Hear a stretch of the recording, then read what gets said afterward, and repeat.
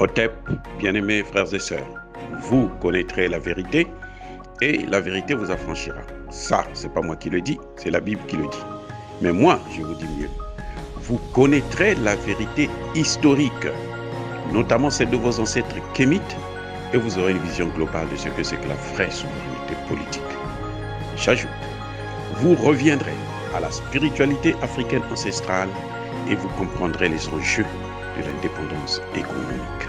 Et pour terminer, vous accepterez votre identité culturelle kémite et vous obtiendrez deux choses. La première, c'est la paix. La seconde, c'est le développement, à une condition.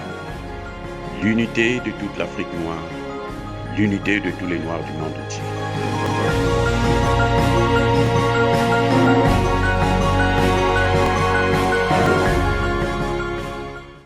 Otep à tous, bien-aimés frères et sœurs. Pourquoi Poutine est en train de gagner du terrain en Afrique et Emmanuel Macron est en train de perdre du terrain, ainsi que ses alliés occidentaux, y compris les États-Unis? C'est une question épineuse qui mérite d'être analysée. Vous savez, les Français, les Américains, les Anglais et autres, bon, les Américains, ce sont des Européens qui avaient immigré à l'époque de l'esclavage et la colonisation. Donc ce sont les mêmes. Mais depuis 1885, lors de la fameuse conférence de Berlin, la stratégie de l'OTAN, il n'y avait pas l'OTAN à l'époque, mais ce qui est devenu aujourd'hui l'OTAN, la stratégie occidentale, c'est de tout faire pour que l'Afrique ne puisse pas ouvrir les yeux, pour que l'Afrique ne puisse pas s'émanciper. Parce que si l'Afrique s'émancipe plutôt, ce qui va se passer, c'est que les Africains vont commencer à regarder de près leurs intérêts. Il faut éviter que l'Afrique puisse avoir des armées, sinon un jour ils vont tourner ces armes-là contre l'Occident. Voilà pourquoi la conférence de Berlin est la plus longue conférence de toute l'histoire de l'humanité. Vous savez, tout ce qui concerne l'Afrique, c'est monstre. Et il faut avoir une force, il faut avoir beaucoup de moyens pour pouvoir décortiquer. Ça demande même beaucoup de temps. Alors, qu'est-ce qui se passe exactement? Ils disent, l'Afrique ne doit pas se développer. Donc, on va tout faire pour garder ces gens-là dans un sous-développement artificiel. Oui, c'est un sous-développement artificiel. Comme ça, nous, on sera toujours au-dessus d'eux et on va toujours les coloniser. On aura un grand marché de consommateurs. Voilà la stratégie occidentale. Un marché de consommateurs, c'est quoi? C'est des gens qui achètent. Mais pour acheter, il faut avoir quoi? Il faut avoir la richesse. Il faut avoir l'argent. Ici, aux États-Unis, vous avez ce qu'on appelle les return tax. Vous avez payé, vous avez contribué. À la fin de l'année, au début de l'année, lorsque vous faites vos déclarations des taxes, l'État regarde si vous avez plus de charges que ce que l'État avait repris chez vous. Et à ce moment, l'État vous rembourse une petite partie d'argent. Ça varie selon les charges que vous avez, le nombre d'enfants, machin, tout ça là. Et ça, c'est fait exprès, parce que vous allez constater que, pour des gens qui vivent dans ce pays-là, vous allez constater que cette période-là, les gens consomment beaucoup, parce qu'ils ont reçu de l'argent. Hein. Ça, ce n'est plus le salaire en tant que tel, c'est au-dessus du salaire, et avec ça, ils consomment. Donc, on relance, on injecte la richesse dans le pays, et maintenant, les bénéficiaires, là, les consommateurs, là, ils se mettent à reprendre à consommer. Vous voyez, donc, ça fait que vous commencez l'année là avec, et puis avec toutes les fêtes, les machins où on fait la publicité, machin, les gens consomment. Donc, on ne peut pas consommer quand on n'a rien pour acheter. C'est là la plus grosse erreur de l'Occident. C'est qu'ils se disent, on doit les appauvrir pour en faire seulement un simple marché de consommateurs de nos produits. Nous, on fabrique tout avec leurs matières premières. Nous, on fabrique, on vient leur vendre ça cher. Mais on se rend compte que ces gens-là que vous avez appauvris, avec leurs matières premières, là, vous ne leur avez pas donné la technologie, rien. Ils deviennent tellement pauvres qu'ils ne peuvent plus rien consommer. Votre produit, là, il périt. Et il y a les Chinois qui arrivent, qui vont, c'est vrai, parfois c'est la pacotille, plus souvent. Mais non, pendant quelques jours, là, tu peux jouir de ça. Et c'est moins cher. Donc tu préfères consommer chinois que de consommer occident. Et de plus en plus, les Chinois sont en train de perfectionner leur technologie. Les produits chinois sont en train de devenir de plus en plus performants. Parfois, c'est même mieux de consommer chinois que occidental. Mais, quel est le problème qu'ils ont avec la Russie?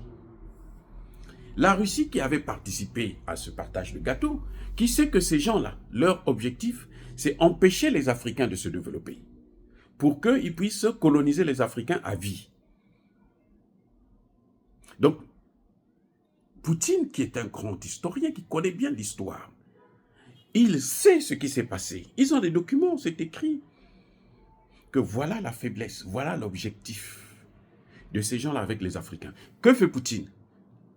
Chaque fois qu'il en a l'occasion, chaque fois que les Africains ouvrent les yeux, il vous dit, mais justement le problème c'est là.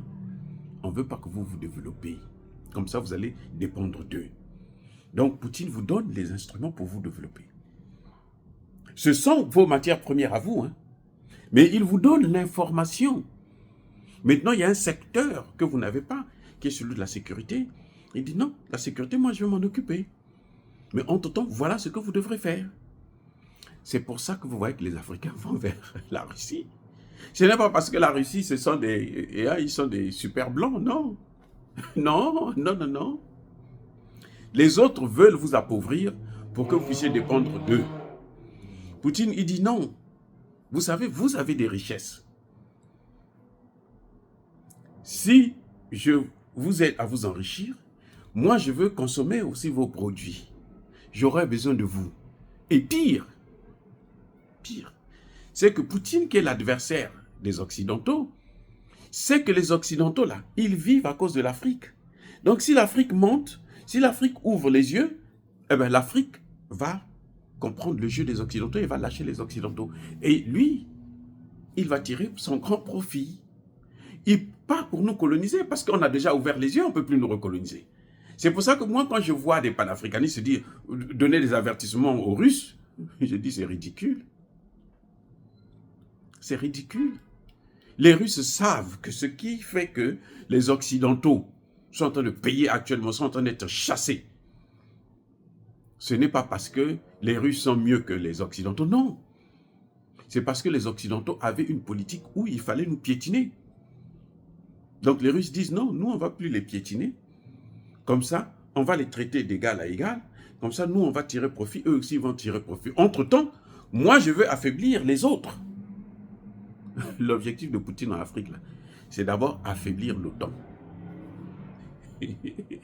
La guerre que vous voyez en Ukraine, ce n'est qu'une partie de la guerre. Parce que ce qui est en train de se passer en Ukraine, si l'OTAN perd cette guerre, même sur le plan militaire, l'OTAN ne pourra plus jamais dire quoi que ce soit dans le monde. Et oui, c'est ça le vrai problème qu'il y a aujourd'hui. Ce que vous voyez en Ukraine, là, c'est ça. Poutine doit s'affirmer comme étant une puissance militaire au-dessus de l'OTAN en battant l'Ukraine. Parce que quand il gagne en Ukraine, il est en train de gagner l'OTAN. Donc les gens qui achetaient des armes à l'OTAN, ils vont acheter ça maintenant chez Poutine. Voilà le grand problème, le grand enjeu qu'il y a. Maintenant, Poutine veut avoir un grand marché. Parce qu'il est prêt, il a déjà gagné cette guerre. Les Occidentaux ne veulent pas reconnaître, mais on sait déjà qu'il a gagné cette guerre. Alors, qu'est-ce qui se passe?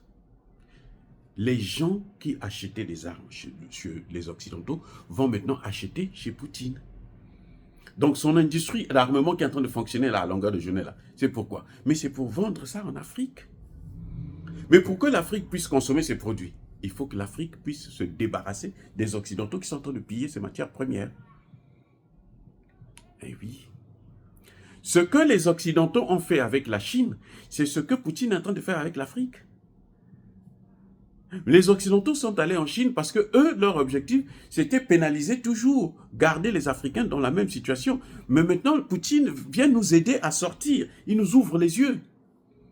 Vous voyez un peu les armes que le Mali, le Burkina et le Niger sont en train d'acheter? Les armes là, le nucléaire là. Mais c'est de l'argent qui rentre chez Poutine.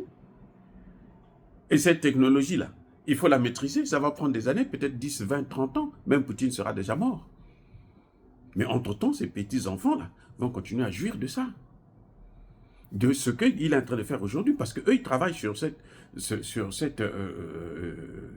comment dirais-je, de cette manière.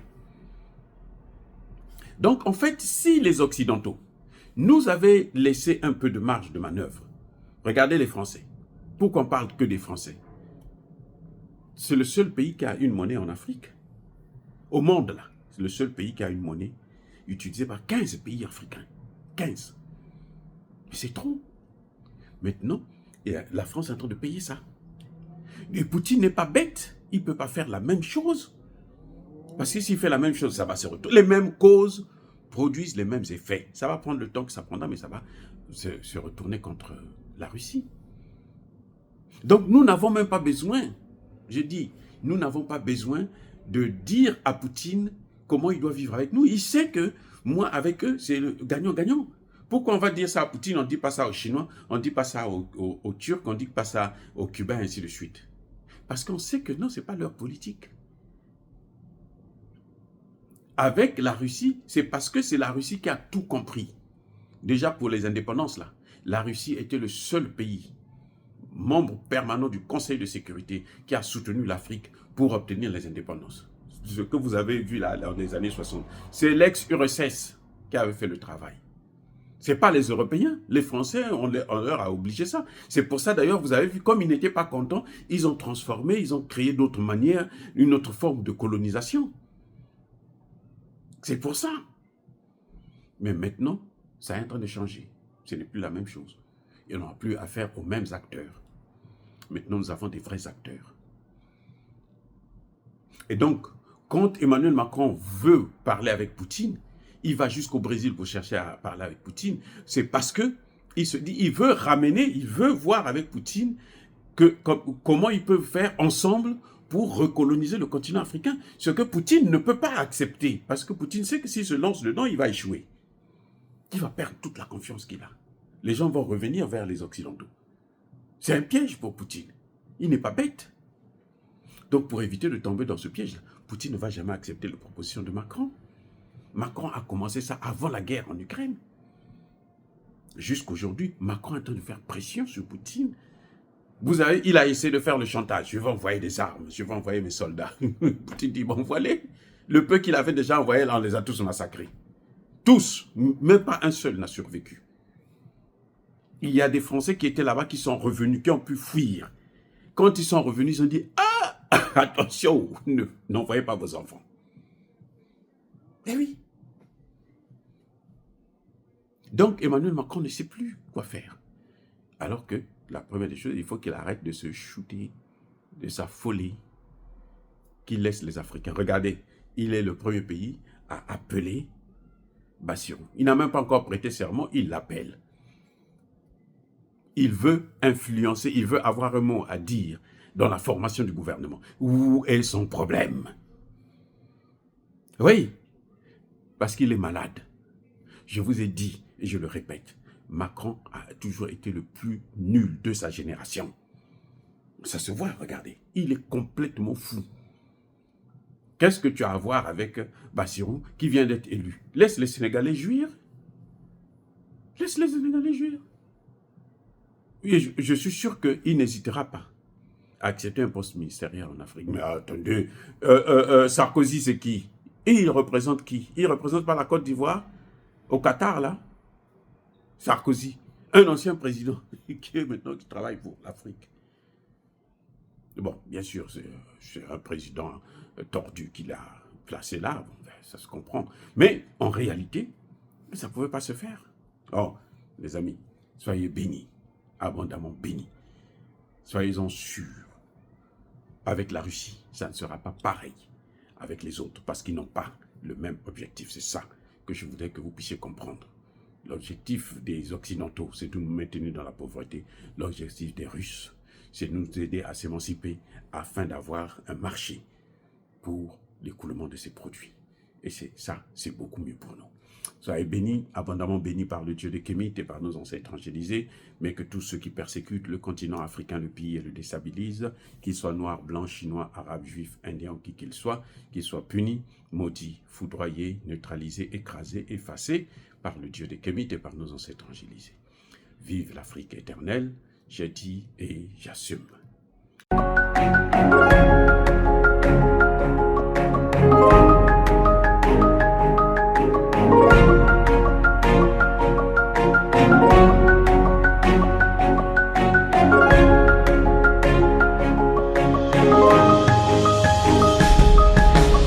Eux, ils marchent par la foi et non par la vue. Mais moi, je vous conseille vivement de marcher par la connaissance scientifique et historique, notamment celle de nos ancêtres kémites, par les 5 sens et par l'intelligence. Otep, vive l'Afrique éternelle et que Dieu vous bénisse. Abou Apia.